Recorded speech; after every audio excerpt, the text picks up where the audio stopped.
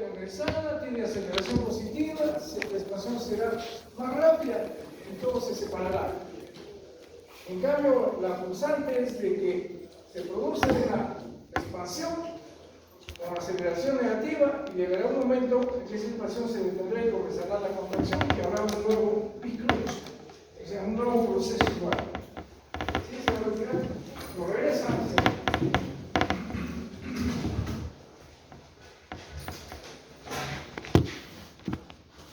Y esas son las características de cada uno de estos teorías. Acá una reiteración. Lo mismo. Siempre destacando las ideas más importantes. Big Bang, teoría central, origen de una singularidad, expansión continua. Ya saben qué cosa es una singularidad, que todo está concentrado en una partícula. Altamente aceptado. ¿Por qué? Porque ha habido experimentos que han permitido comprobarle en parte esta teoría. La teoría inflacionaria, expansión ultra rápida inicial, complemento aceptado del Big Bang. Estado estacionario entonces es prácticamente descartado. ¿Por qué? Porque dice que el universo es rotante. Se crea materia y se crea energía. La materia se transforma en energía y la energía en materia. Sin embargo, debemos recordar de que la expansión ha sido demostrada. Y uno de los experimentos hicieron precisamente, y lo vuelvo a repetir, es cuando ustedes captan un canal que no existe. ¿Qué ven? Una lluvia en la pantalla, ¿no es cierto? Eso viene a ser la radiación de fondo de las micrófonos.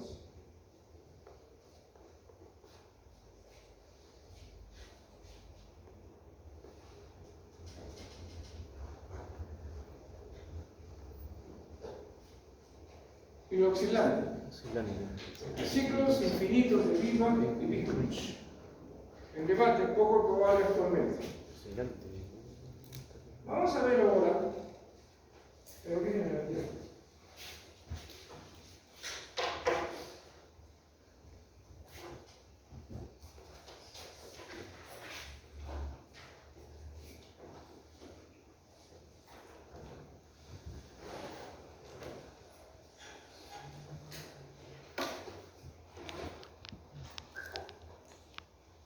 Por ejemplo, el diseño de estos salones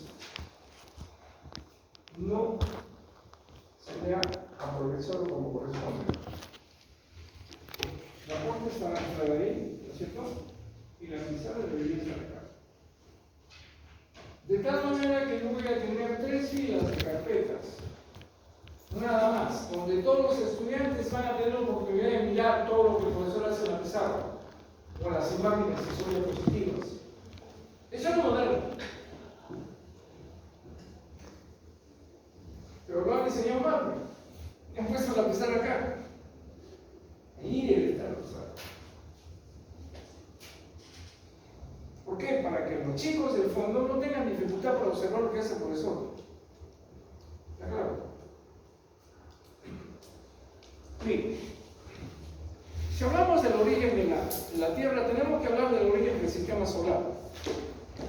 Y ahí tienen 5 teorías. Teoría de la creación, teoría de los protoplanetas, teoría de la Pleiadiana moderna, teoría de la captura y teoría de la nebulosa moderna, que es una de las más aceptadas. Teoría de la creación. Propuesto por Otto Smith en 1944. O sea, ya en pleno siglo XX. Es el modelo científico que explica cómo la Tierra pasó a ser una simple nube de polvo cósmico incandescente y convertirse en un planeta rocoso producto del enfriamiento. En esencia describe el proceso de crecimiento por acumulación que duró millones de años. El material interestelar se fue acumulando. ¿Y cómo se creó el Sol? El Sol pasa por una nube interestelar y por fuerzas gravitacionales y magnéticas atrapa parte de ese material. Y a través del transcurso de millones de años se sigue agregando la materia interestelar. Era menos aceptada. Pero sin embargo tenemos que tomar en cuenta, está basada en la unión de materia dispersa mediante fuerzas físicas. No ocurre de golpe, sino a través del transcurso de miles de millones de años. Repito, a través de fuerzas eléctricas y fuerzas gravitacionales. Tuvo que tener una formación de planetesimales, protoplanetas y colisiones violentas que permitió que el material se siga incrementando. Y después se produjo una limpieza de las órbitas, pero no explica cómo se formaron los planetas y los satélites. Doc, ¿qué es un planetesimal? ¿Es antes del protoplaneta? Tú tienes material interestelar que está distribuido en el universo. Y de repente hay un cuerpo de mayor tamaño que comienza por gravedad a atraer esa materia. Eso es lo que se conoce como nombre de acreción. Y va creciendo como una bola de nieve. ¿Ya? ¿Y qué fuerzas se establecen ahí? Gravedad. Gravitacionales. Y también eléctrica. Y también magnética. Esos son los planetesimales. Como que material rocoso, ¿no? Entre material rocoso. Se va acumulando y hay fuerzas de gravedad, fuerzas eléctricas y magnéticas que permiten que ese material se vaya juntando. Igualito que una bola de nieve. La bola de nieve, ¿han visto cómo crece? A rodar. Exactamente igual. Teoría de los protoplanetas, que está relacionada al anterior, propuesto por Gerard Kuiper en 1905 a 1973, reforzado por Thomas Chamberlain. Dice que todo proviene de una densa nube interestelar, de estrellas más grandes. Y de ahí el Sol se forma por ser una estrella con menor rotación. Esta teoría propone que los planetas se formaron a partir de embriones planetarios, de tamaño considerable entre la Luna y Marte. Ya no poseían una estructura interna diferenciada. O sea, hay una acreción. No se olviden que acreción es acumulación de polvo interestelar. ¿Y qué fuerzas se establecen? Fuerzas gravitacionales y otras. Y se forman los planetesimales. Y si ese planetesimal sigue creciendo, agregándose polvo interestelar, se genera un protoplaneta. Y los planetas se forman por mayor rotación. O sea, van creciendo y al final van rotando alrededor del Sol. Pero no establece ni explica el sentido de la rotación. Teoría laplaciana moderna. A pesar de que esto fue propuesto por Laplace en 1976, que dice que el sistema planetario del Sol se generó de una nebulosa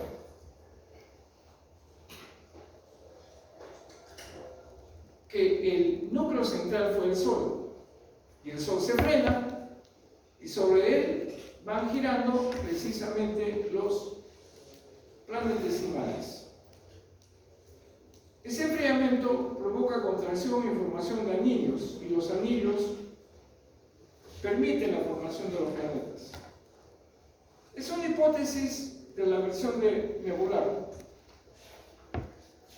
Su objetivo era explicar mecánicamente cómo el sistema solar pudo formarse a partir de una sola estructura gaseosa en rotación. O sea, en otras palabras, primero se forma el Sol, de material interestelar, una nebulosa. La parte central da origen al Sol. Y este deja precisamente derrotado. Y más bien los planetas que se van formando van girando alrededor del Sol. Y de acuerdo a su velocidad se van ubicando en diferentes órbitas. Quiere decir que los planetas que están más alejados del Sol tienen una rotación con mayor velocidad. Teoría de la captura, propuesto por Hawking-Jeans, que todo surge a través de una proestrella. La teoría de la captura es una hipótesis sobre el origen del sistema solar que propone que los planetas no se formaron a partir del mismo material, el Sol, sino que fueron atrapados por su gravedad. O sea, primero se forma el Sol y el Sol precisamente va permitiendo que se formen planetas por acreción girando alrededor del Sol, que van capturando ¿qué? Material interestelar, obteniendo filamentos por choques. Esta es la teoría más aceptada, que precisamente que todo parte de una estrella agonizante que se transforma en la supernova, explota y da origen al Sol.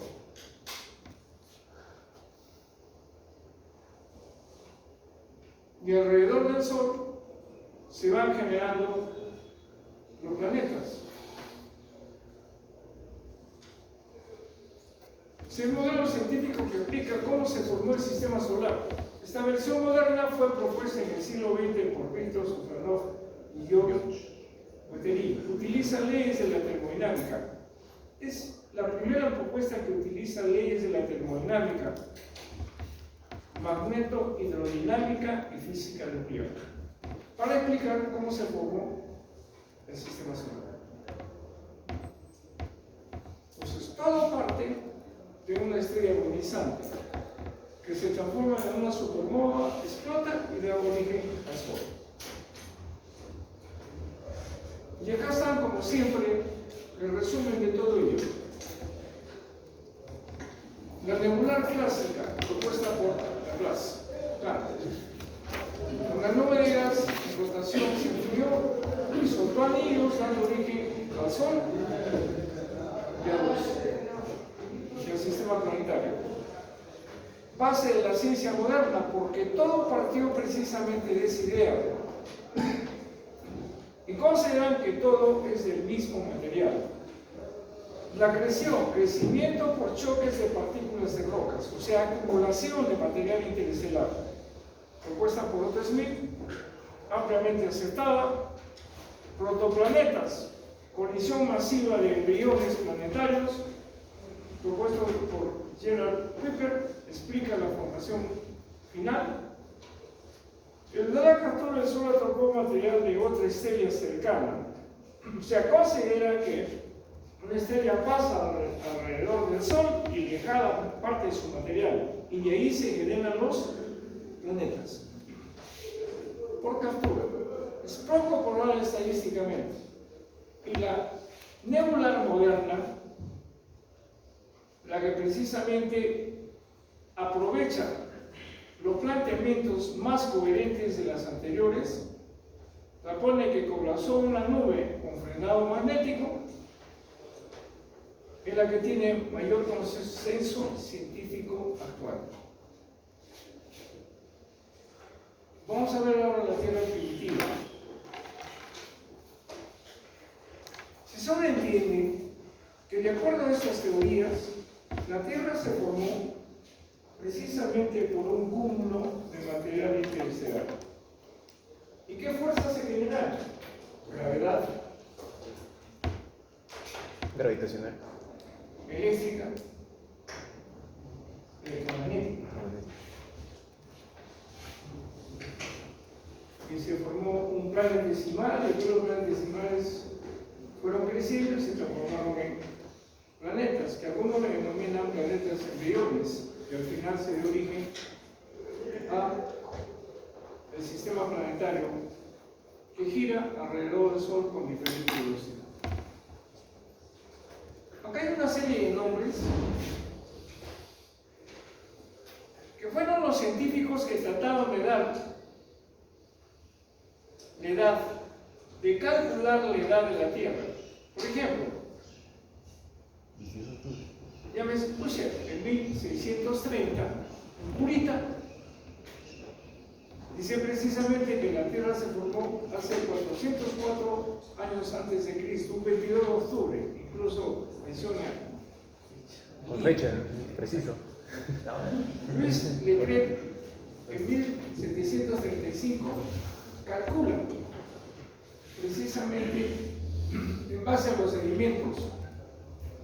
Ustedes saben que los sedimentos marinos se van acumulando y que tiene una edad aproximadamente de 75.000 años. William Thomson y Lord Kelvin, lo conocen a Kelvin ustedes por los grados Kelvin. Verdad, Precisamente ellos calculan 70 millones de años. Y Charles Doritt Walcott en 1880, 55 millones. Y John Hawley en 1900, basado en la acumulación de la sal marina, ¿qué hizo? Ellos hicieron un experimento, calcularon aproximadamente cuánto de sal se acumula por año. Hicieron un cálculo en base a la acumulación de sal por año, una proyección, y mencionaron de que tiene una edad de 80-90 millones. Y Clyde Patterson en 1953 establece lo más correcto, que tiene una edad de 4.560 millones de años, o sea, 4.600 millones de años. ¿Y en qué se basa? Eso es lo que voy a explicarles a continuación. A ver, ustedes han tenido la oportunidad de estudiar isótopos en química. Todo elemento está constituido por isótopos. Hay isótopos ligeros y isótopos pesados. ¿Cuál es la diferencia entre un isótopo y otro? La masa atómica, porque el número atómico es el mismo. Por ejemplo, el hidrógeno tiene hidrógeno 1, hidrógeno 2 se llama deuterio y el hidrógeno tritio, que es el más pesado. ¿Y qué se diferencia? El número atómico es el mismo, 1, pero se diferencia la masa atómica. ¿Y por qué? Porque tienen mayor cantidad de neutrones. Y aunque estos neutrones están constituidos por quarks, por partículas, y resulta que el pesado, el isótopo pesado, trata de alcanzar su configuración más estable. ¿Y qué hace? Desintegra su núcleo. En otras palabras, desintegra esa masa provocada por mayor cantidad de neutrones, emitiendo radiaciones alfa, beta o gamma. En el caso del hidrógeno solamente genera radiación beta y gamma. La radiación beta son partículas igual a la masa de un electrón. Y la radiación alfa es radiación pura electromagnética.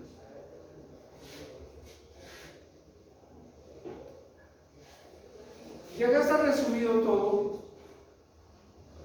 Yahvé es una genealogía bíblica. Establece que la Tierra tiene una edad de 6.000 años. El conde de Beaufort establece la edad de 75.000 años, basado precisamente en un experimento en enfriamiento de esferas de hierro. ¿Qué hace? Él calienta esferas de hierro a rojo vivo de diferente tamaño y comienza a medir el tiempo cuánto se demora en enfriarse, porque se sobreentiende que está basado en algo que ocurrió en la Tierra, que la Tierra fue precisamente una masa incandescente primero de gases, que después se fue enfriando poco a poco hasta tener la Tierra actual. Y eso tiene una evidencia, porque el núcleo de la Tierra está constituido por los metales más pesados,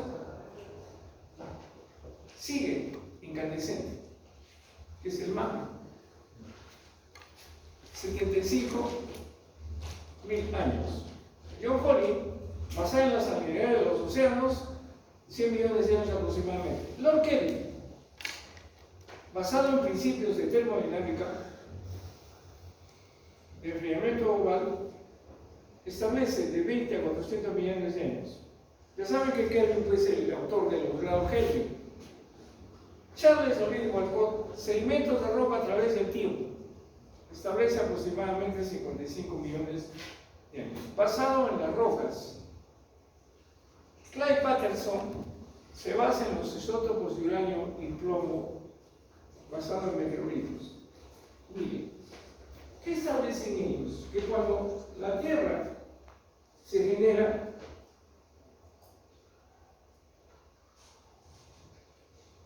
que la Tierra fue sólida, se generaron precisamente rocas que estaban constituidos por uranio, casi todo uranio.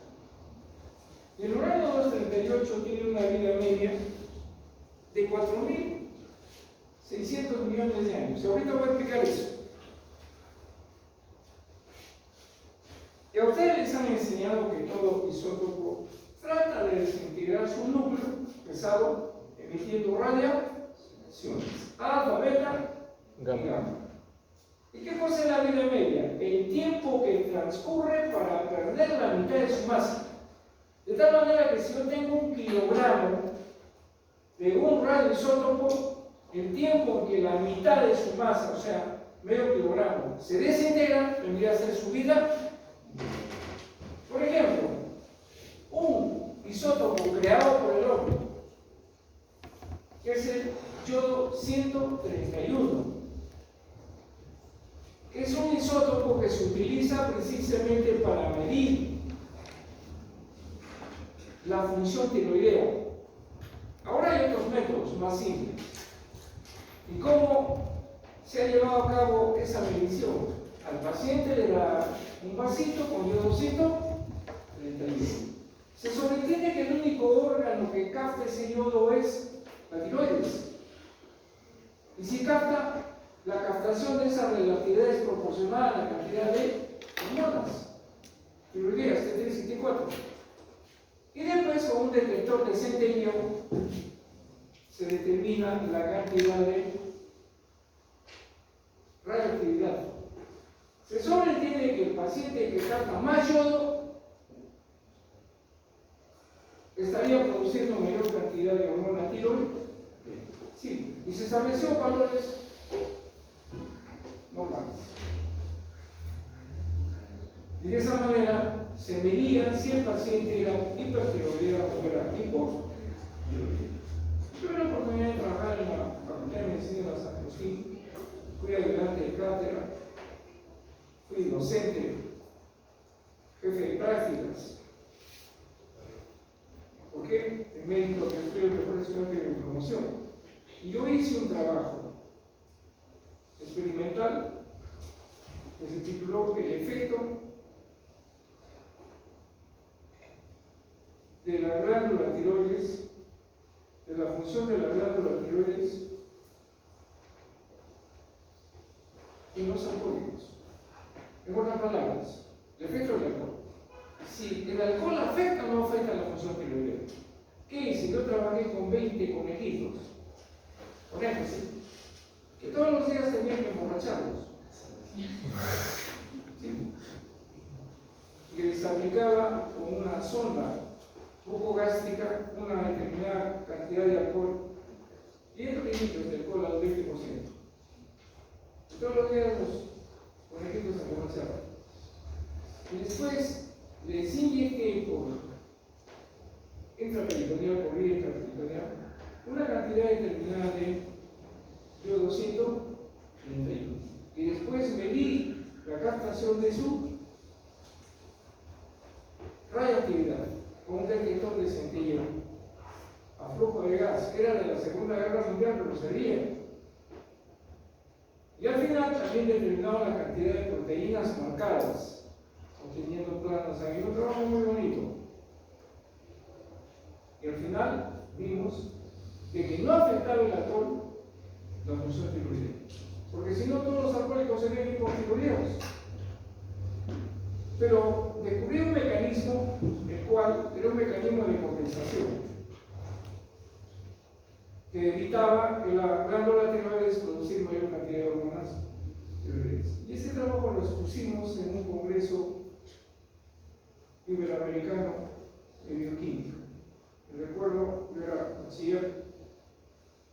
Ustedes saben que en todo congreso siempre hay una mesa que dirige todas las exposiciones y son pues los científicos más connotados. ¿Y quién fue el presidente de esa mesa? Severo Ochoa, premio Nobel de Bioquímica, que él había descubierto precisamente el código genético.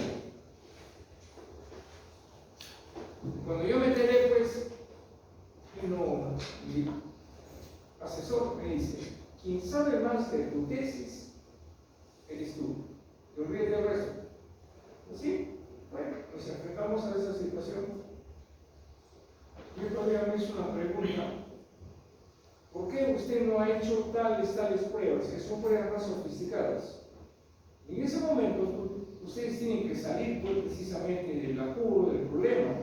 Yo le dije: simplemente pensamos hacer esas pruebas porque este trabajo es un trabajo preliminar, una manera olímpica de salir del apuro. Porque era lógico, yo me estaba preguntando por otras pruebas más sofisticadas, que a veces no se hacen porque no tenemos recursos en el laboratorio. Y así fue. Y salimos felices precisamente porque pusimos frente a una eminencia nuestro trabajo de investigación.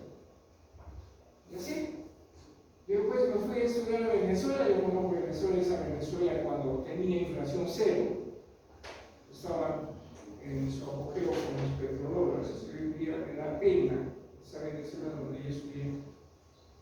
¿Por qué? Con la tontería de querer transformar un país a socialismo. ¿Qué hicieron?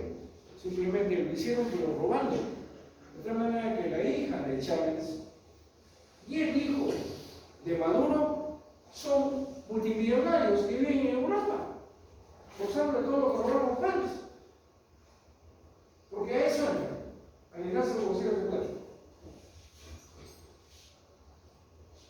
Entonces, como pueden ver, los planes otros se utilizan, pero veamos acá. Entonces, no se olviden que la vida media en un radioisótopo es la cantidad de tiempo que transcurre en que la mitad de la masa se desintegra. Chicos, y esa desintegración no la detiene nadie y es lineal. Y se puede medir en el tiempo. Y es por eso que hoy en día se utilizan los radioisótopos para medir la antigüedad de una roca. ¿Y cómo se hace? Se sobreentiende que en el origen de la Tierra, esa roca era prácticamente puro uranio. Y se determina cuánto de plomo tiene. Entonces, mientras más plomo tenga una roca, quiere decir que más antigua. ¿Te das cuenta? Y se han establecido parámetros para determinar la edad de la roca. Bien simple. Y la vida media es 40 millones de años. Y la edad de la Tierra es aproximadamente a ello. Utilizó los óxidos de uranio, que se transforma al final del uranio en esa cantidad de años. Miren para que tengan la idea, estos son los isótopos que se utilizan en investigación. El carbono 14 para determinar la antigüedad de un fósil. ¿Me das cuenta? Porque tiene una vida media de ¿cuánto? De 4.730 años. Rango de datos, puede medirse la antigüedad de un fósil hasta 50.000 años.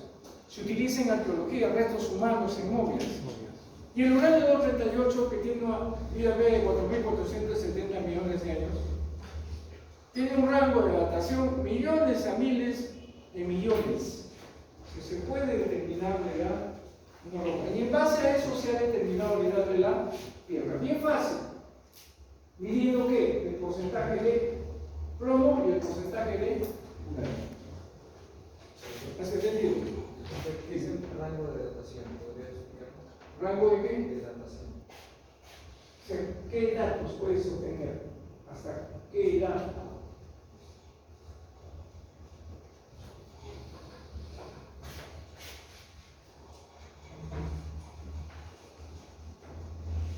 Vamos a ver ahora la historia de esa tierra, pues.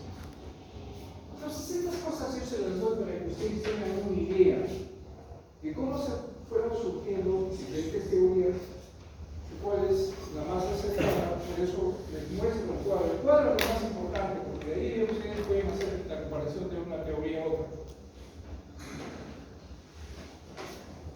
En primer lugar, se sobreentiende que la Tierra primitiva fue primero una bola incandescente de gases que se fueron enfriando y se fueron transformándose en material sólido. ¿La atmósfera tenía los mismos componentes que ahora? No. ¿Habría oxígeno? Tampoco, porque se ha demostrado precisamente que no había oxígeno en la Tierra. Lo que sí había precisamente era hidrógeno, metano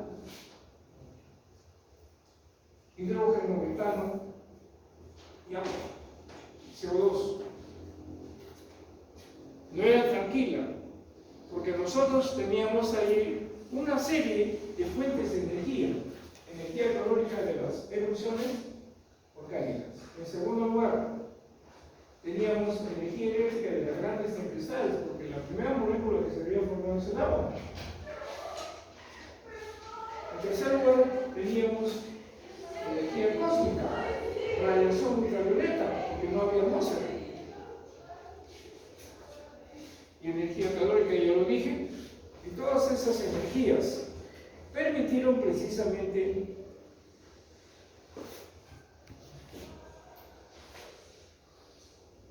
que se originara la vida en nuestro planeta. Por eso, aquí vamos a ver las teorías sobre el origen de la vida, que si ustedes las han revisado tangencialmente, ¿dónde? Su curso de biología. Creacionismo. Ya sabemos que está basada en las Sagradas Escrituras. Generación espontánea. La panspermia, la biogénica y la síntesis prebiótica, que también se llama síntesis o evolución química. Y ahí están las teorías y lo más importante de cada una de ellas. Que ustedes recuerden lo que ustedes estudiaron en su curso de biología. Creacionista, que todo fue creado por Dios en 7 días. Si ustedes leen el capítulo Génesis, ahí se relata. La generación espontánea, que había sido formado repetidamente en materia inerte por generación espontánea. Vamos a ver precisamente las pruebas de los creadores de esta generación espontánea. Luego tenemos el origen extraterrestre, la teoría cosmozoica, que la vida llegó desde el cosmos en forma de esporas resistentes o en forma de moléculas orgánicas. Y la biogenésica, que refuta la generación espontánea y se establece que todo ser vivo proviene de otro ser vivo preexistente. Y la quimiosintética establece que primero hubo una evolución química donde se fueron generando moléculas simples, primero partículas subatómicas, moléculas simples, moléculas complejas, macromoléculas, supramoléculas y al final se generaron las células. Vamos a ver lo primero, creacionismo, conjunto de creencias religiosas o pensamientos.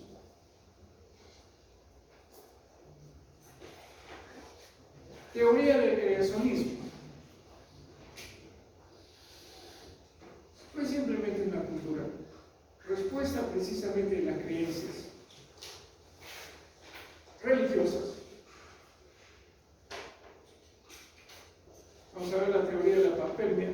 ¿Quién lo propuso? Svante Arrhenius, a inicios del siglo XX. Svante Arrhenius fue el premio Nobel de química. ¿Por qué? Porque él planteó la teoría ácido-base para explicar cómo se comportan los ácidos y cómo se comportan las bases. Y eso lo vamos a ver más adelante cuando desarrollamos el equilibrio ácido-base. Y por favor, la única recomendación que les digo, no falten, porque generalmente en los libros y los profesores, la forma como lo explican, para que ustedes tengan la concepción de lo que es el pH, no lo hacen bien. No lo hacen bien. Y yo quiero que ustedes precisamente entiendan bien esto a través del derecho. ¿Por qué? Porque en fisiopatología, en medicina interna, existe todo un capítulo de acidosis y alcalosis, que son productos de la modificación del pH en nuestro cuerpo. Y que muchas veces los pacientes pierden la vida por esa situación. Y aquí ustedes tienen que manejar eso. De tal manera que cuando ustedes terminen el curso de biología, van a saber más que un profesor de química cómo se maneja el pH y qué significa el pH y cómo funcionan los sistemas amortiguadores para mantener el equilibrio ácido-básico. Entonces acá plantea de que una bacteria en forma de espora llegó y que resistió precisamente el ingreso a la atmósfera terrestre. Porque ustedes saben que la atmósfera terrestre está constituida por ozono. Y todo meteoro que entra se torna incandescente. Incluso ahora que ha habido una nave que iba a la Luna y va a regresar, viene a proteger esa nave para que pueda soportar precisamente la temperatura que se genera al entrar en contacto con el ozono en nuestra atmósfera. La vida se generó fuera de la Tierra, llegó a la Tierra por un meteorito de origen de Marte. No se han encontrado células en los meteoritos, pero sin embargo se han encontrado algunos esposos de esporas que supuestamente hubiese sido el que daría origen a la vida. Por lo tanto, ha sido desechada. Teoría sobre el origen de la vida, generación espontánea. La vida proviene de materia no viva. Y todo por observación de los griegos y los egipcios. Porque ustedes saben que en todo lugar existe una época de lluvias, con inundaciones, crecimiento de los ríos, inundaciones. Y después de la inundación tenemos desechos, barro, y del barro observamos que se generaban cocodrilos, sapitos, tortugas, y pensaban que se estaban generando en forma ex.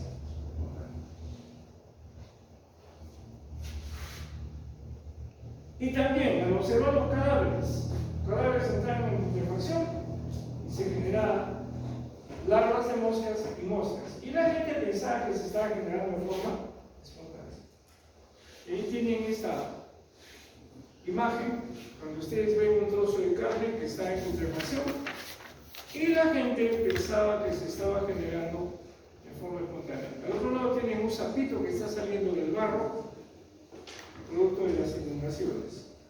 Pero hoy en día sabemos de que estos animalitos tienen una relación precisamente con el clima que se llama estivación. No se sangre fría, estivación. Y hay otros animalitos que tienen una relación con el medio ambiente que se llama hibernación. En este caso, ¿qué sucede? Cuando viene la sequía, hay escasez de agua y alimentos, los aves no tienen ningún problema en migrar. Se van volando a buscar lugares donde haya mayor alimentación, mayor cantidad de alimentos. Los mamíferos también, porque tienen problema de trasladarse fácilmente. El problema está con los reptiles, los anfibios. ¿Y ellos qué hacen? Se entierran, y eso se llama estivación. Ustedes han aprendido eso, esa relación de estivación, ¿dónde? En el último capítulo de biología, en la ecología. Y ahí tienen ejemplos. ¿Qué están viendo acá? Un cocodrilo que se está enterrando, o esas tortugas han sido descubiertas. Y aquí tienen también, no solamente tortugas también, sino también culebras. cocodrilo enterrándose en el lodo. Y todos pensaban de que esos seres vivos se estaban generando de forma extraordinaria.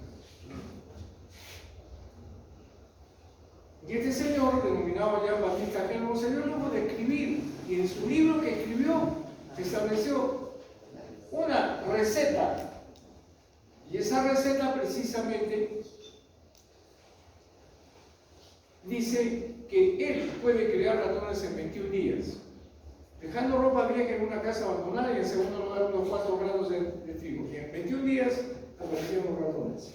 Sin embargo, hubo surgimiento de un grupo de científicos que no creían que la vida se generaba en forma espontánea. Y uno de los en refutar la generación espontánea fue Francesco Rey. Hizo su famoso experimento de los frascos de boca ancha y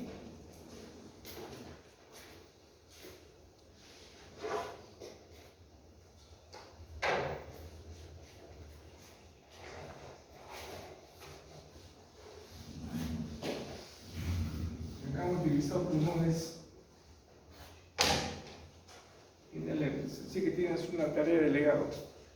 En la próxima clase me limpias bien la pizarra, porque vamos a utilizar en las próximas clases.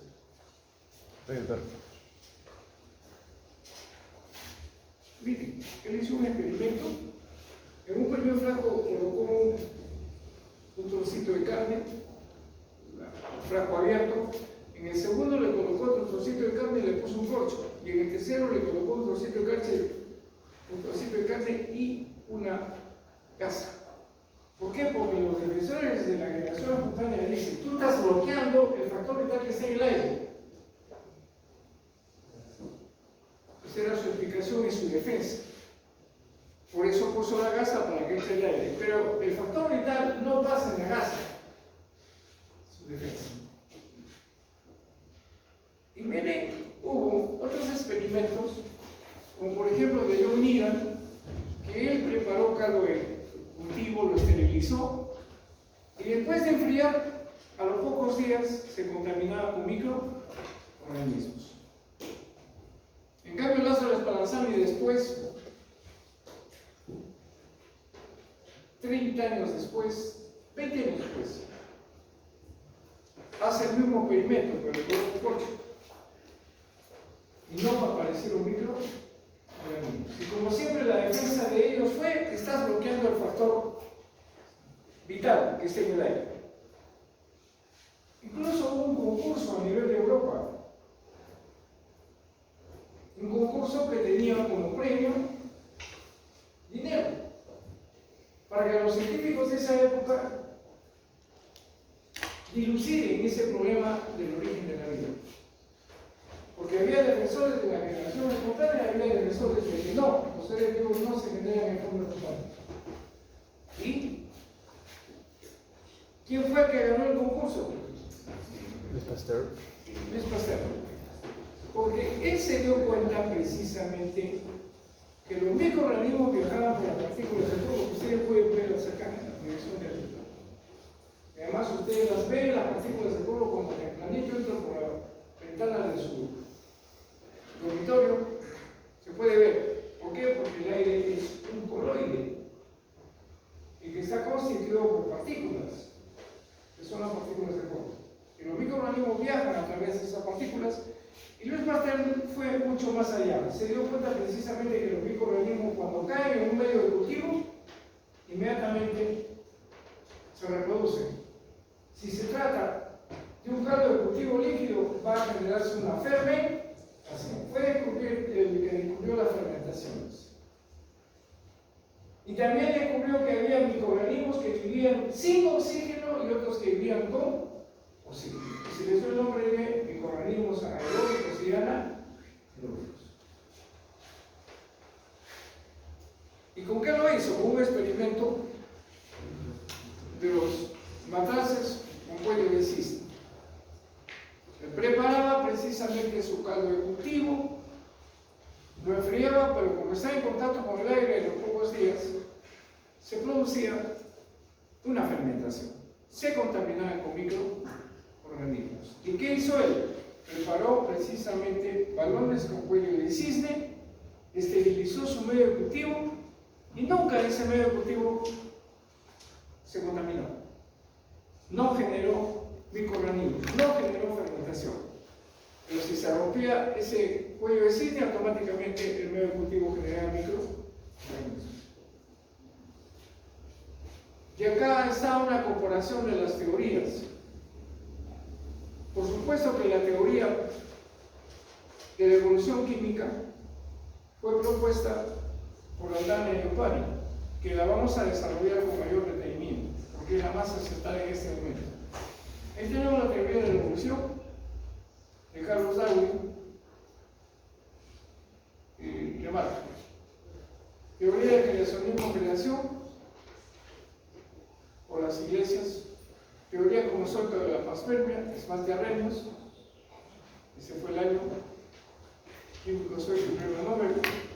Teoría de la generación espontánea, Aristóteles, el señor Batista, Van Helmont. Teoría de la teogénesis fue Pasteur para refutar contundentemente la generación espontánea. Y la teoría de la evolución químico-observada es propuesta por Aldana y Opari. Vamos a desarrollar esa teoría, que es la que nos interesa porque es la más aceptada. Entonces, nuestra Tierra primitiva tenía condiciones completamente diferentes a las actuales. Ya vimos que primero la Tierra fue una bola incandescente de gases que se fueron enfriando y se generó precisamente la evolución química. Se sobreentiende que en ese momento, cuando era una bola incandescente de gases, se generan unas partículas subatómicas denominadas quarks. Y luego los elementos químicos. Y luego esos elementos químicos se fueron uniendo, teniendo como medio diferentes tipos de energía. Energía calórica, energía eléctrica de las grandes tempestades, energía de los radioisótopos, energía cósmica, radiación ultravioleta. Y bajo esas condiciones se generaban moléculas simples. Una de las primeras moléculas que se había formado sería el agua, después hidrógeno gaseoso, el CO2, el metano. Y bajo esas condiciones se habría generado una evolución prebiótica antes de la vida.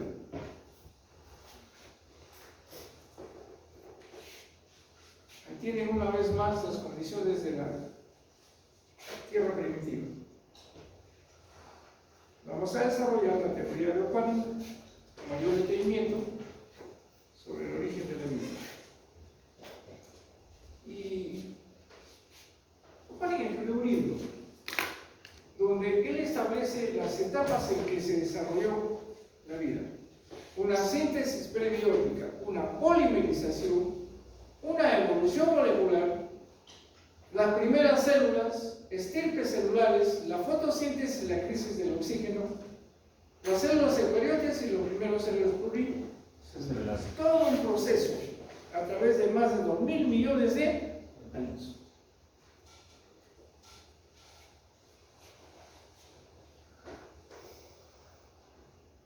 Esa hipótesis fue propuesta precisamente por el ruso Alexander Opari y el geneticista británico John Mandel. Simultáneamente, no se pusieron de acuerdo ellos, sino que lo hicieron de forma conjunta.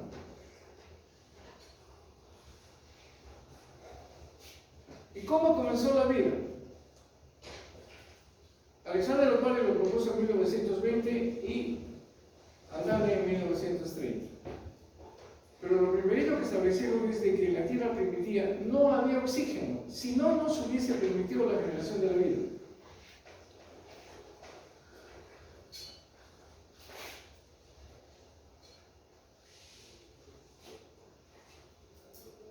Especularon entonces que en la atmósfera no habría oxígeno o muy poco oxígeno, y habría hidrógeno, y así la vida pudo haber surgido mediante reacciones químicas ordinarias.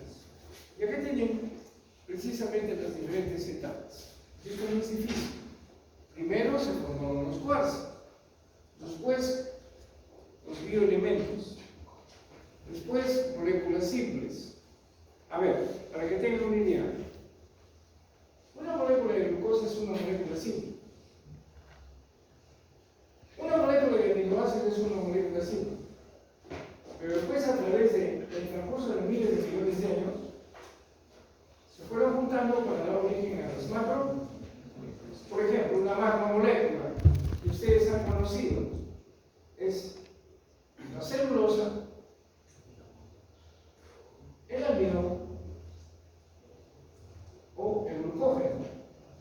las han estudiado muy bien en su curso de la Academia Biouniversitaria.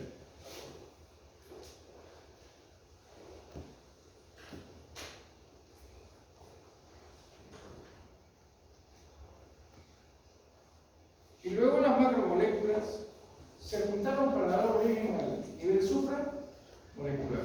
¿Qué cosa es el nivel supramolecular? Yo junto una proteína, por favor, los aminoácidos que se juntan en la macromolécula que son las proteínas. Si yo junto una proteína con un carbohidrato, tengo una molécula con nivel supramolecular. Junto dos proteínas, supramolecular. Junto una proteína con ácido nucleico, nivel supramolecular. Y si yo junto complejos supramoleculares, ya tengo el nivel de organela. Y luego, las organelas, de acuerdo a estos científicos, se agruparon con una película constituida por una doble capa de fosfolípidos, lo que hoy día nosotros conocemos como el nombre de membrana. Y se generó las procélulas, protocélulas, que por ahí le dio el nombre coacervados. Y luego, en un determinado momento, esas protocélulas tuvieron la capacidad de llevar a cabo las tres funciones básicas o fundamentales de un ser vivo. ¿Cuáles son? Funciones de nutrición, funciones de relación y funciones de reproducción. Y en ese momento ocurrió un caldo de cultivo caliente de la Tierra, que fue enfriándose poco a poco y había muchas moléculas orgánicas, de tal manera que el primer organismo vivo fue un organismo vivo, primitivo, procariote, anaeróbico, porque no había oxígeno en la Tierra. Y vivió feliz, comenzó a reproducirse rápidamente porque había gran cantidad de moléculas orgánicas que se habían generado por la evolución química.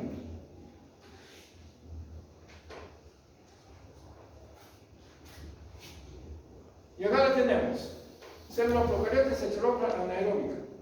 Y con el tiempo, las moléculas orgánicas se fueron consumiendo y los microorganismos fueron creciendo en volumen. Y uno de ellos, frente a esa crisis, se transformó en una célula procariota autótrofa y comenzó a generar nutrientes, utilizando la energía lumínica o utilizando la energía química.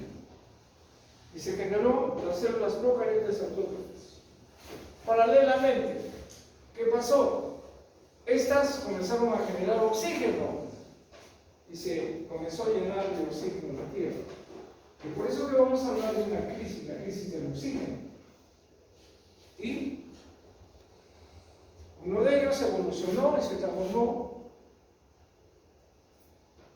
en eucariotes unicelulares autótrofos y ocurrió que las células procariotas se transformaron en eucariotes unicelulares heterótrofos aeróbicos. Para al final tener los eucariotes pluricelulares heterótrofos aeróbicos y los eucariotes pluricelulares autótrofos, las plantas y animalitos que tenemos actualmente como ejemplo de organismos pluricelulares. Ahí tenemos a nuestros amigos Opario y Arnaldo. Y este es el librito que publicó la teoría de Abraham, que lo escribió, donde describió precisamente cómo habría ocurrido todo eso. Y todo estaba basado en estas cuatro moléculas: metano, amoníaco, agua y hidrógeno.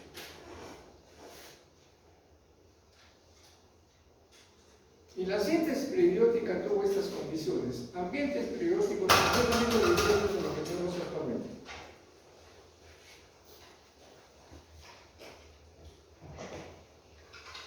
Síntesis prebiótica, formación de moléculas orgánicas complejas. Las moléculas sencillas se concentraban y se vuelven formando moléculas complejas. Ya lo dijimos, pero que no se olvide. Entonces, la confirmación de la teoría de Opario, ¿quién lo hizo?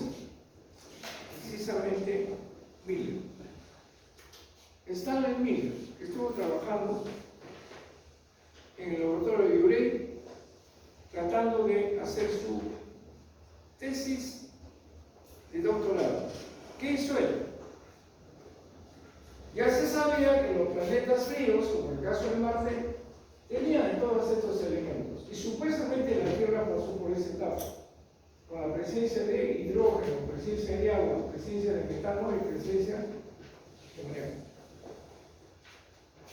Y él diseñó un aparatito para llevar a cabo precisamente su experimento.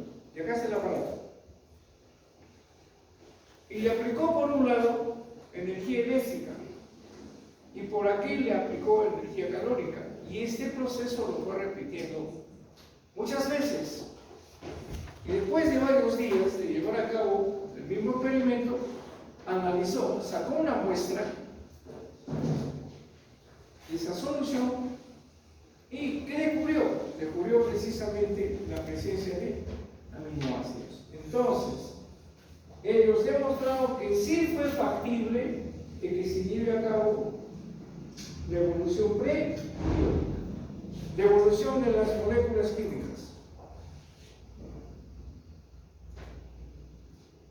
Entonces, en 1953, Miller y Urey, ¿qué hicieron? Formaron compuestos orgánicos a partir de mezclas de hidrógeno, vapor de agua, amoníaco, metano y descargas eléctricas. Y otros científicos hicieron lo mismo.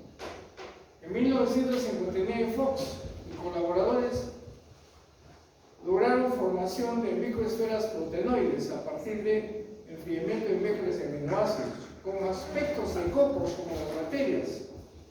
Estas microesféricas se dividían ocasionalmente bajo presión. Y en 1960, Oro Juan logró formar aminoácidos a partir de cianuro, hidrógeno y amoníaco en una solución acuosa. Y además generó bases nitrogenadas como la enina. En el 64, Sagan y compañía formaron ATP a partir de una mezcla de gases de fósforo.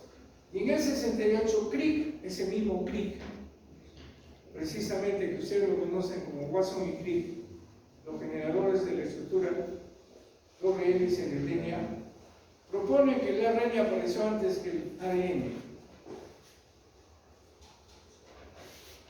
Y Thomas Edge descubrieron unas enzimas formadas por ARN y les dio el nombre de ribosinas. Este hallazgo fue importantísimo. ¿Por qué? Porque en ese tiempo había una incertidumbre. ¿Quién se formó primero? Nosotros ya se sabía en ese tiempo que las moléculas más importantes son, uno, las proteínas. ¿Por qué las proteínas? Porque las proteínas lo hacen todo. Si alguna proteína falla en nuestro cuerpo, ¿qué va a ocurrir? Se genera una enfermedad genética. ¿Qué pasa con la persona que no puede generar insulina? Va a presentar diabetes insulino dependiente. ¿Qué sucede si una persona no produce hormona de crecimiento, no crece?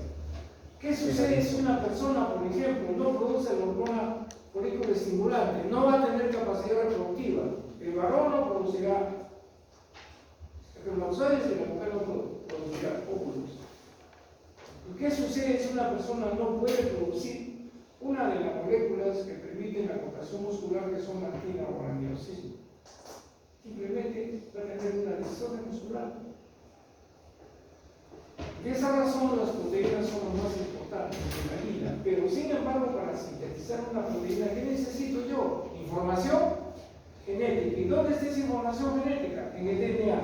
Organizar paquetes de información que se llama genes. Ahí está el problema.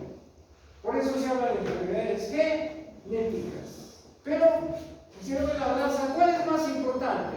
Los dos son importantes. Pero ¿quién existió primero a través de la evolución química propuesta por estos científicos?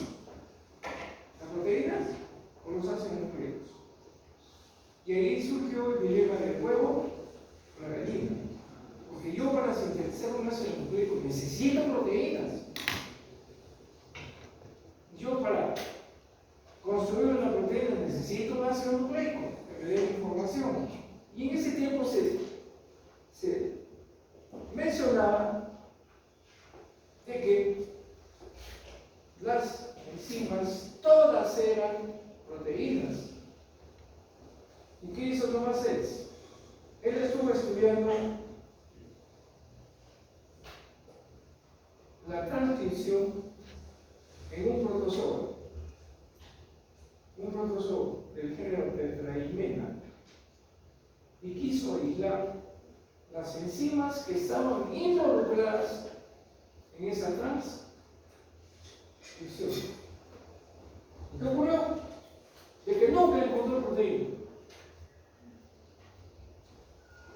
Quiso aislar esa proteína porque catalizaba la formación de ese RNA mensajero en este tipo de protozoo tetraimena. Y después descubrió que ese RNA solito se autocatalizaba. Porque ustedes saben que la transcripción en eucariotes es un proceso complejo. En una bacteria no hay problema, directamente se lleva a cabo la transcripción y directamente no termina el RNA de formarse, ya está siendo utilizado para la síntesis de proteínas. ¿Por qué? Porque no hay compartimentos que limiten que la traducción inmediatamente se dé. En cambio, en un organismo eucariote, primero se sintetiza un RNA mensajero, y ese RNA mensajero tiene un proceso de maduración. En primer lugar, la información genética viene por segmentos que se llaman exones, y hay segmentos que no tienen información. Entonces, ese RNA mensajero necesitaba que los intrones se eliminen y los exones se empalmen, y ese hoy en día se llama splicing. Y él quería aislar las enzimas que llevan a cabo ese proceso, y nunca encontró enzimas. Pero lo que sí encontró es que el mismo RNA mensajero se autocatalizaba, eliminaba el intrón y empalmaba los exones. Y le puso el nombre de ribosima. Y este fue un hallazgo tremendo. ¿Por qué? Porque hoy en día ya no podemos decir que todas las enzimas son proteínas, casi todas. Pero hay un grupo de enzimas que tienen estructura de ácido. Se han descubierto otros más, se llaman ribosinas. Y esto ha inclinado la balanza ¿a qué? A que los ácidos nucleicos se formaron antes que las proteínas. Y eso hizo Thomas Edison, que fue acreedor al premio Nobel. En el 86, Diamer, en su laboratorio, generó membranas artificiales a partir de compuestos lipídicos del meteorito de Murchison.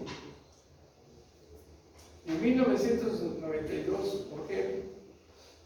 Lograron la formación espontánea de una molécula análoga al ADN, una cadena de 5 nucleótidos a partir de compuestos de carbono más simples y sales de plomo. En el 2008, Sustak crea una protocélula, una esfera microscópica con ciertos parecidos a las células vivas del mundo real, lo que denominó Parin procélulas.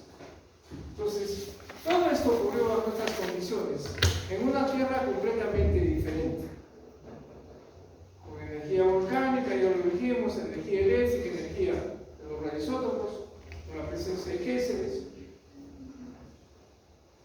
No había oxígeno. Y en esas condiciones se llevó a cabo, a través de millones de años, de enfriamiento de la célula para permitir la existencia de agua líquida. Y eso se denominó evolución química. Y ahí pueden ver cómo el agua, el metano, el amoníaco generaron formaldehído y otras sustancias para al final obtener ribosa, glucosa y bases nitrogenadas. Y también hubo una evolución molecular, y plantean que hubo una evolución molecular. No solamente se formaron moléculas complejas, sino que estas moléculas evolucionaron.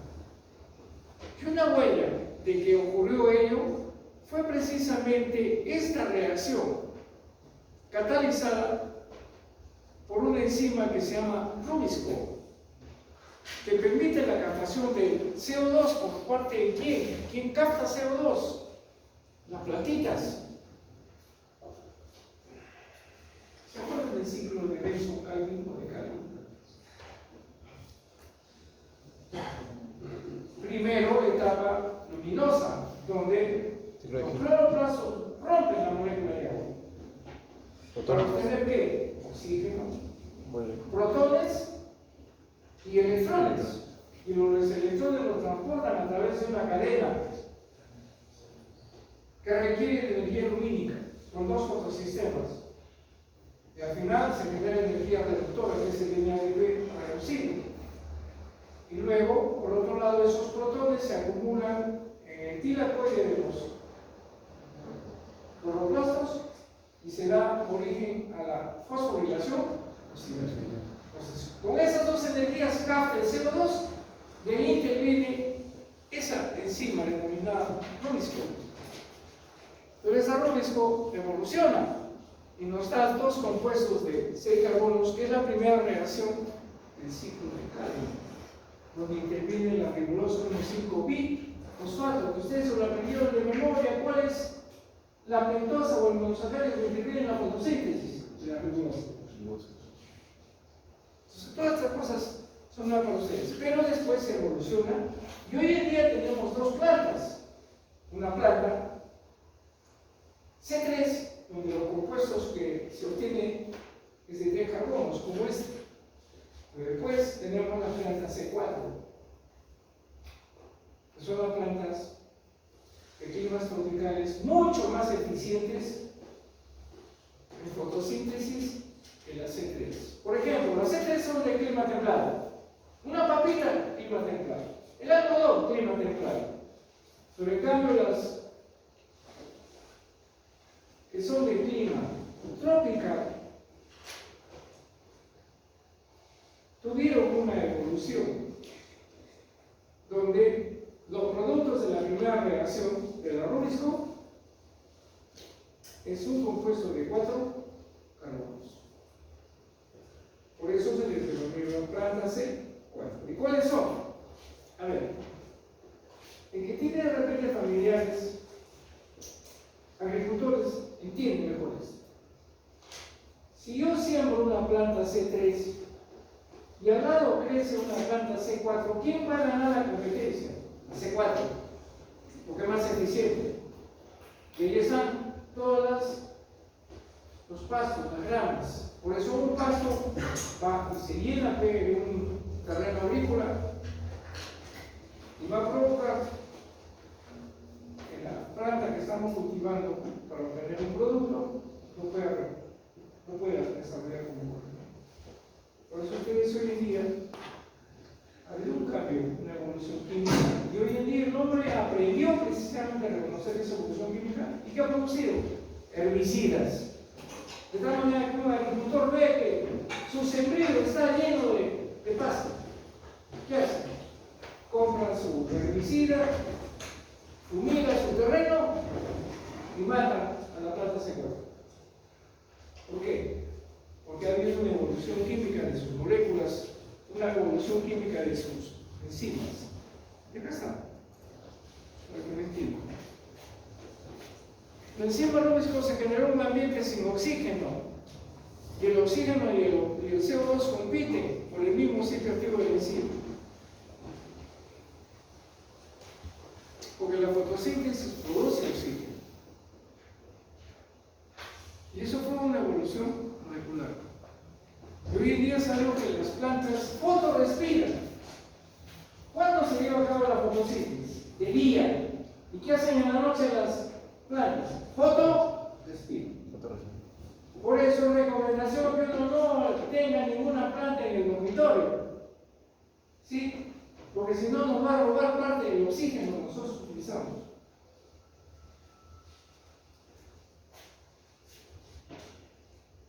Y eso es una evolución molecular.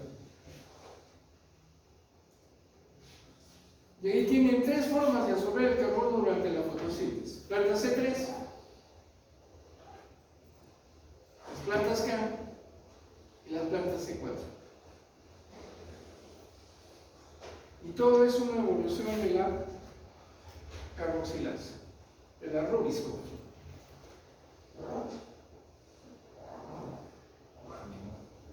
Estas son las eficiencias. Aquí la rubisco me da un compuesto de 3 carbonos, aquí la rubisco me da un compuesto de 4 carbonos. ¿Dónde están esas células? Células del mesófilo, células del haz vascular. Doctor. Estas son las eficiencias. Doctor, ¿qué significa planta CAM? Planta CAM. Son también plantas que utilizan el mecanismo S4.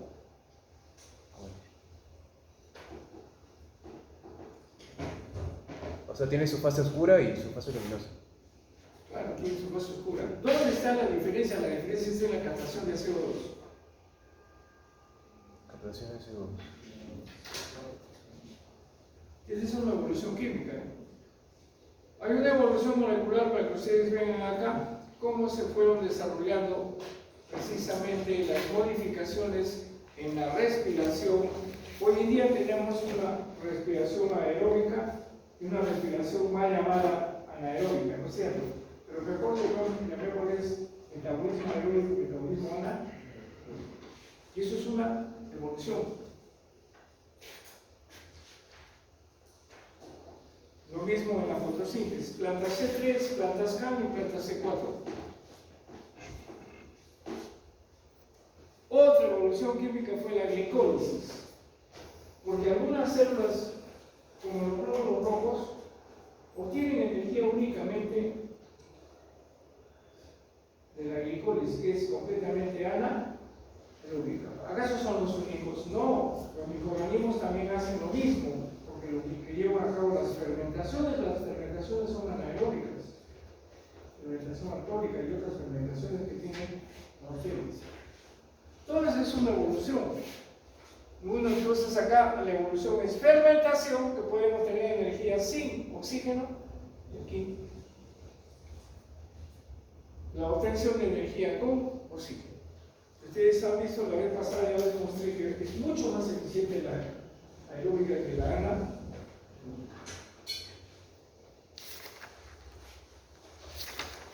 Y estos ambientes precisamente han permitido a los científicos plantear que probablemente la vida se generó en estos ambientes, porque estos ambientes denominados húmedos negros, que son chimeneas hidrotermales, nos traen recuerdo a las condiciones que tuvo la Tierra de forma primitiva y que probablemente en esas condiciones se generó la vida.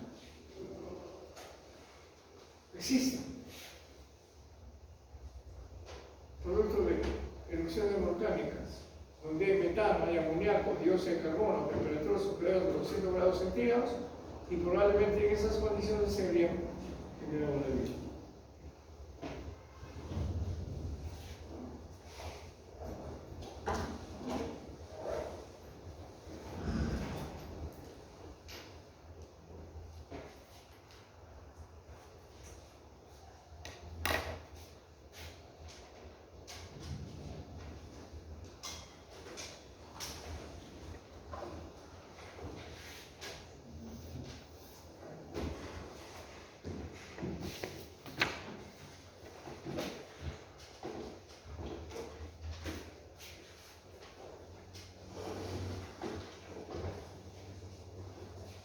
De seres vivos que viven en estas condiciones. ¿Quiénes son?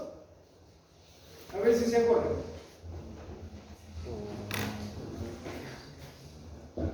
¿Bacterias? ¿Les han enseñado las arqueas?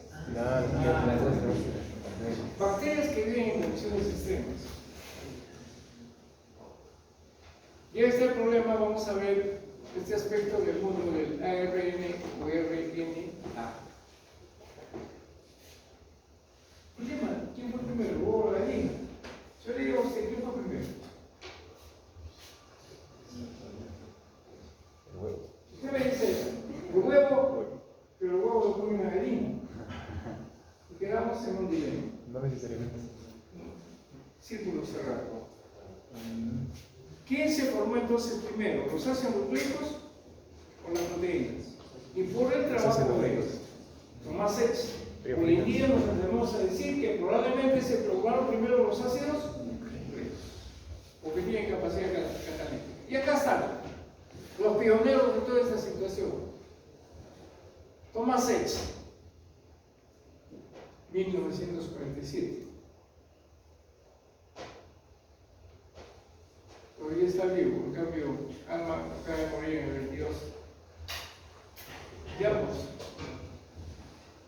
Aquí, por ejemplo, tiene el procesamiento de un RNA mensajero que teníamos que cortar acá y acá para eliminar precisamente el intrón.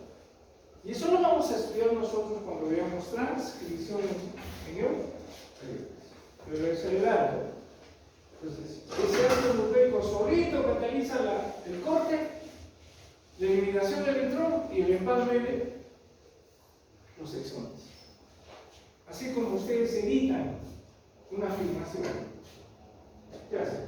No filma, y de repente hay partes que están mal filmadas, o no quiero que salgan, y solamente utilizo las buenas. ¿Qué hago? Corto y empalmo, corto y empalmo, corto y empalmo. Y eso hacen los que hacen filmaciones. Eso se llama editar, ¿no es cierto? Acá no se llama eso, acá se llama splicing. Y va a cabo precisamente por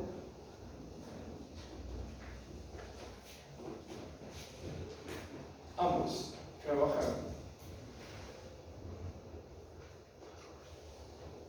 Los dos. Y el mismo RNA mensajero. Y ahí lo hace, pues. Miren, acá tenemos un exón, y acá tenemos otro exón, y acá un intrón que no tiene información genética. ¿Qué hacemos? Viene ese formulazo, pero el mismo RNA cataliza el corte y el empalme.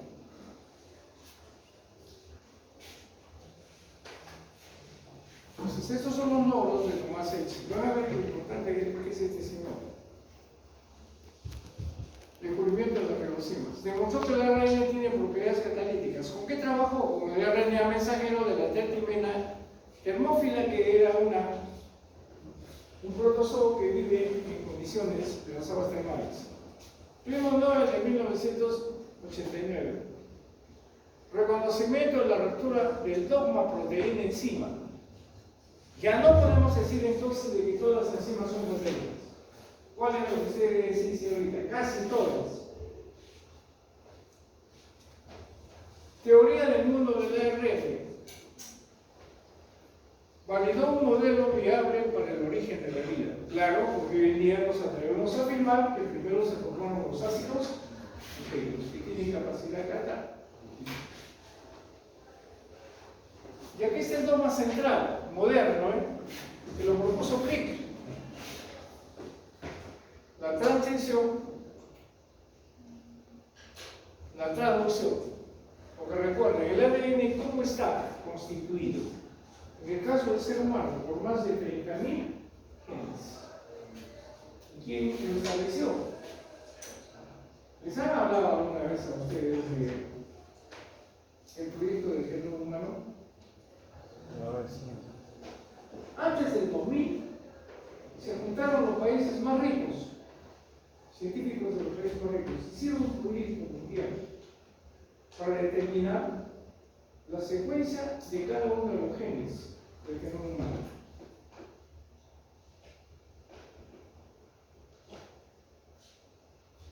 ¿Para qué? Para tener el mapa, es decir, la secuencia de los genes, la secuencia de cada uno de los genes, para en el futuro tratar de encontrar la cura de las enfermedades genéticas.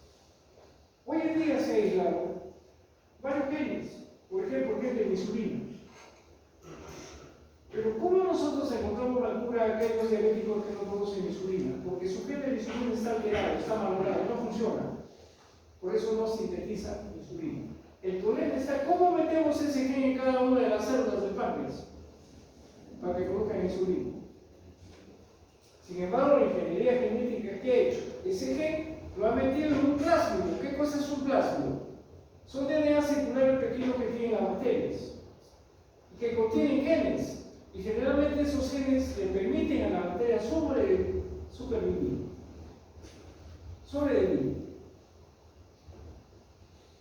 ¿Y qué hizo nuestro amigo Francisco Bolívar Zapata? Por los apellidos ustedes inmediatamente reconocen que es un científico de origen mexicano. Zapata pasó en México. ¿Qué hizo él? Introdujo el gen de la insulina en un plásmido, luego lo introdujo en una bacteria, porque las bacterias pueden adquirir fácilmente esos plásmidos. ¿Cómo se llama ese proceso? Conjugación. También lo aprendieron. ¿Y qué hace la bacteria? Comienza a sintetizar insulina. Y si yo la cultivo a la bacteria en cantidades industriales, me va a producir insulina en cantidades industriales. Hoy en día se vende insulina barata para los diabéticos, insulina dependientes.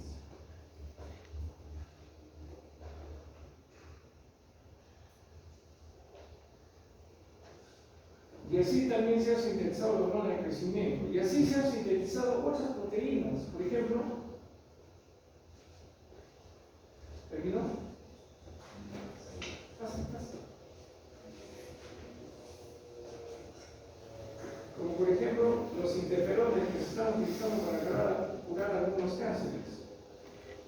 Y también las proteínas que el hemofílico no puede formar. Ustedes saben que el hemofílico es un paciente que, si se hace una herida, no puede llevar a cabo población sanguínea y se desana. Hoy en día ya le venden en la farmacia el factor, le ponen por día en no se soluciona el problema, que no se mueve. Investigación de los telómeros.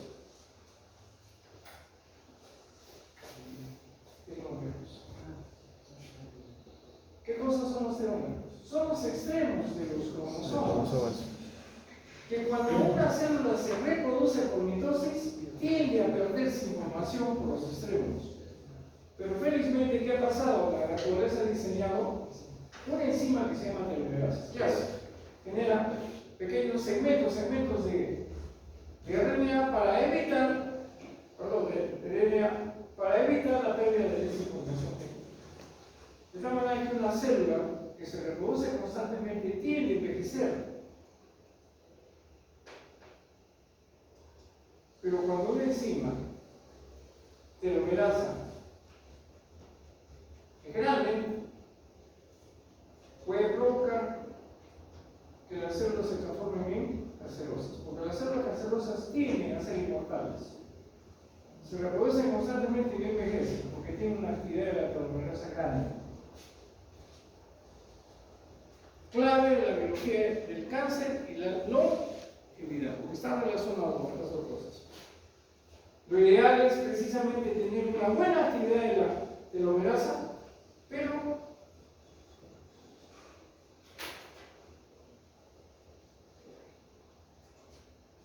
con factores de interferencia de cáncer.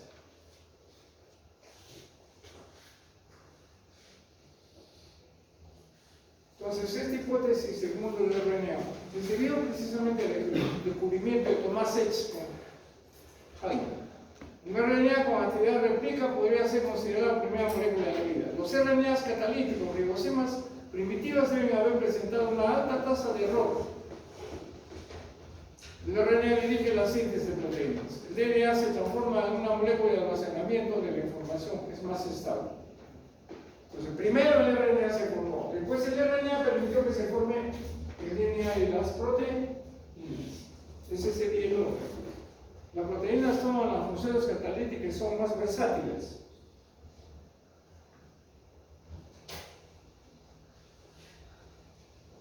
Y ahora vamos a tener la evolución metabólica celular. Para tener vida es necesario una membrana, moléculas capaces de llevar a cabo el metabolismo y ácidos nucleicos para poder reproducirse.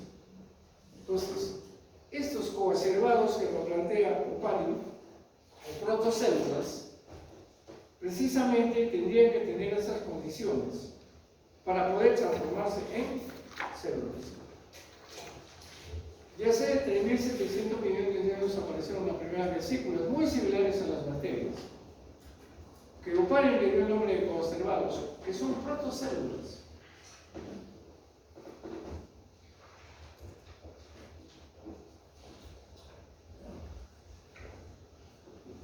Y es la estructura de un hipotético protobión. Son modelos de protocélulas que han demostrado experimentalmente que se pueden formar. Y aquí, para que no se olvide, Estos son esquemas fácilmente utilizados para que los niños lo entiendan. Primeras células serían heterótrofas anaeróbicas. ¿Y qué pasó? Vivían felices porque había alimento por cualquier cantidad. ¿Cuánta materia orgánica? Qué rico todo está. También vivían felices. Pero luego, uno de ellos pensó, a esto solo No lo veo futuro. no le veo mucho futuro. ¿Por qué? Porque hay un momento que se seguían reproduciendo y Sí, va a acabar. el alimento fue escasear.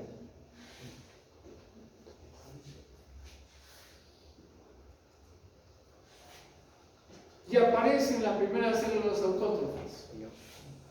Se inicia así la fotosíntesis como un proceso de nutrición autótrofa.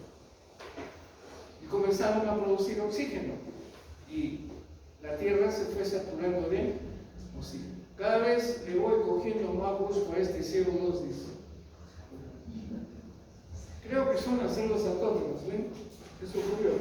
Y aquí, ¿qué ocurre? La aparición de las células heterótrofas aerobias. ¿Por qué? Porque se saturó de oxígeno la Tierra y eso es lo que se conoció con el nombre de crisis del oxígeno.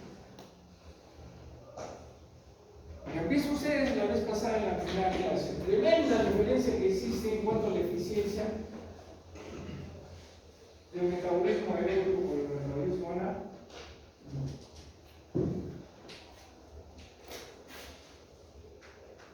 Y aquello que siempre digo, yo soy hincha de esa mujer. ¿Por qué? Porque fue la mujer que se enfrentó al machismo científico. Porque así como ha pasado el tiempo, antes la mujer no votaba. Antes la mujer no tenía derecho a estudiar. Se dedicaba solamente a la crianza de los hijos y punto. Y ahora, ¿qué tenemos aquí? Igualdad de género. Y Liverpool se enfrentó al machismo científico porque los científicos pensaban que solamente los científicos tenían derecho a hacer ciencia. Y ella lo hizo. Investigó y creó su teoría endógenes. ¿Y cómo explica ella? Que primero existían muchas bacterias anaeróbicas y aeróbicas. Y a través del tiempo, esa bacteria que tenía un nucleóide, ¿qué pasó? La única membrana que tenía comenzó a imaginarse.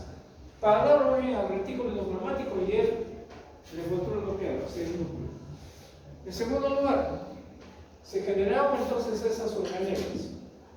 En segundo lugar, una de estas bacterias grandes se come una bacteria chiquita y no la mata, sino aprende a vivir con ella y la tolera. Y viven juntos, que se llama simbiosis. Y esa es la mitocondria que comenzó a tener en forma específica la función de respiración. Después se ingresa otra, precisamente que forma los cloroplastos, de la misma forma. ¿Y cuáles son las evidencias de Limbarulis?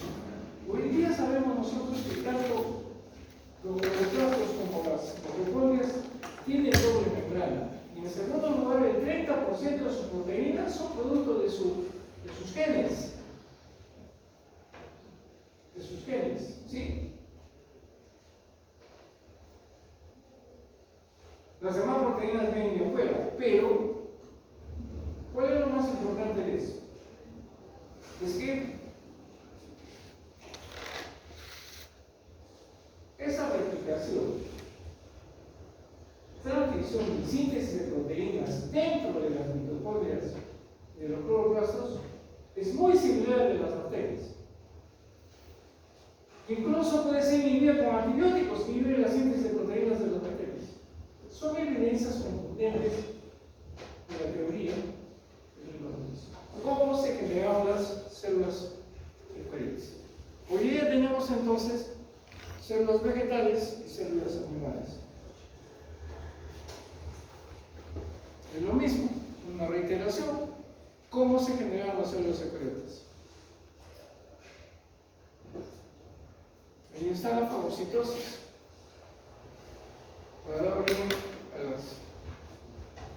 mitocondrias de los productos. No creo que tengan duda en eso. Y además, yo tengo la ventaja que estoy frente a un mundo de estudiantes clínico de ciencia intelectual superior. Conocen bien. ¿Cierto? ¿Cierto? ¿Por qué no dices sí? Sí.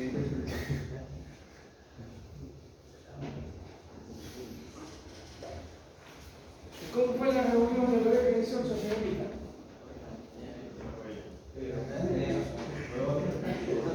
No.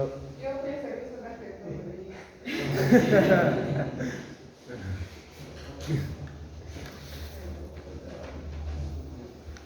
Entonces, para que tengan una idea a través del tiempo, ¿cómo se habrían formado precisamente los primeros seres vivos? Bacterias anaeróbicas, después bacterias fotosintéticas, después bacterias aeróbicas, después eucariotes y al final pluricelulares.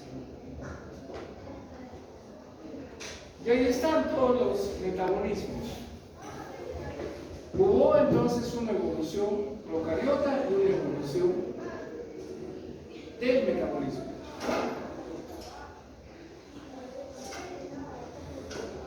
Hoy en día tenemos, todo está explicado en la teoría del procedimiento de Lee. Fotosíntesis en la crisis del oxígeno. Se sobreentiende que cuando se generan los organismos autótrofos, comenzamos a generar oxígeno. ¿Sí? De ahí tienen un esquema precisamente, aproximadamente de toda la edad de la Tierra, y dónde se generaron primera forma de vida, primeros organismos fotosintéticos, cianobacterias, primera bacteria aeróbica, primeros eucariotes, primeros multicelulares eucariotes, y el oxígeno se fue saturando en la Tierra. Y al final, hoy en día tenemos un nivel de oxígeno aproximadamente que se encuentra en equilibrio. ¿Por qué? Porque los organismos vivos heterótrofos utilizamos oxígeno, los organismos vivos autótrofos producen oxígeno.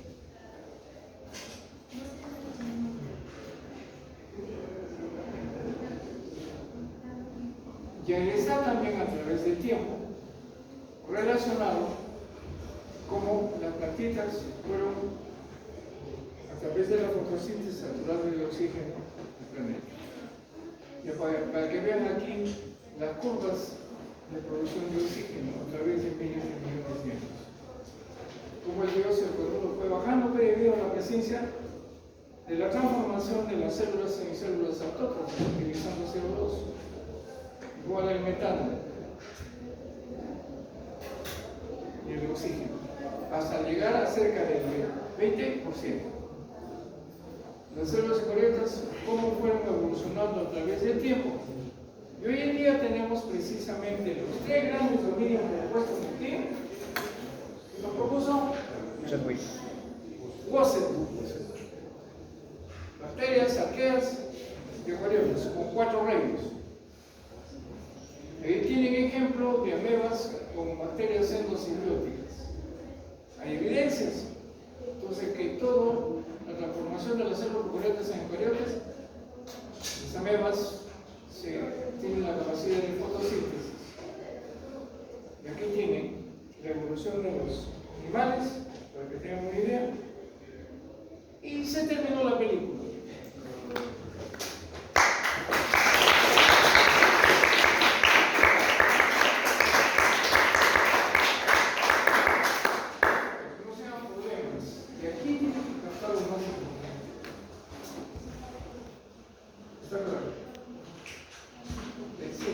Los cuadritos pasan siendo cuadritos que son